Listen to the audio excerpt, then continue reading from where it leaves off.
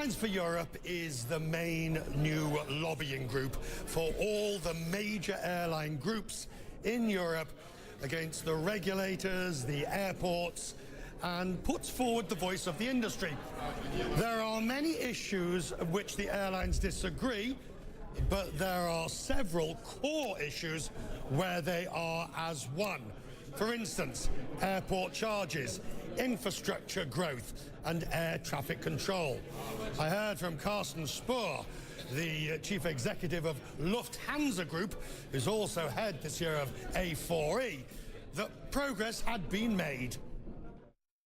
It was overdue that the European aviation industry speaks with one voice.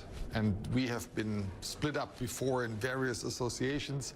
It was time that initially the big five got together, who represent 44%. We got others to join. We're now at 75% of European aviation speaking with one voice. And secondly, there's no fast progress on fundamental issues in our industry, as in other industries, by the way, as well. So I think that takes patience, but without a single focused voice, there's no progress at all. So that's why we founded A4E, and that's why after 2 years we have a positive result. And there is enough common ground on these issues, even though you compete like hell outside of this arena. But on these other issues like infrastructure, ATC, taxes, there is sufficient common ground. Well, then the competition remains, of course, and any industry association has the fact as part of its existence that the members compete. That's fine. We even compete in star lines. So that is something I'm worried about. But you rightly point out it's a common ground this association is based on. And one of the key success factors we discussed at the very beginning is leave the 2, maximum 3 issues where we don't agree outside and focus on the vast majority of things where we have a joint interest. If we take a look at Lufthansa at the moment, the group is doing extremely well. The restructuring is well advanced. I do wonder, what is Eurowings' role in the future? What is, in your view, is it long-haul, low-cost? Is it leisure? Is it a Jetstar type of operation? What is Eurowings? Lufthansa, as a key brand, wants to focus and needs to focus on premium again.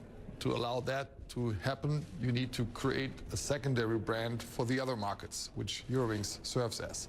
Then, of course, our home markets are not as much focused on huge mega hubs as some of my competitors. The economic power of Germany, Austria, Switzerland, Belgium is more spread out.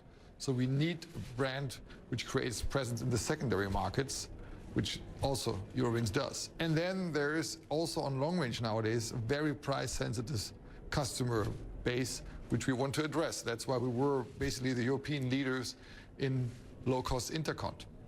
Would you agree that look, things never stay the same in aviation, that's a given, but that there is something going on at the moment, that the model is changing, that the underlying shifts, tectonic shifts, are taking place?